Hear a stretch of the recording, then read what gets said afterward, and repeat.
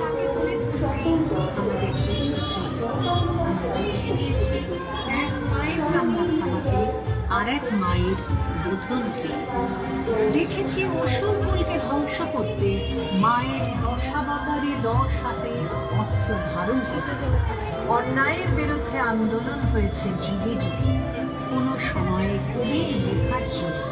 তাই তো আসুন সবাই মিলে বলি, কিসের জাত, ধর্ম যখন পেটের ভাত, আর আমার সবার লড়াই করে হাতে ভাঙবো।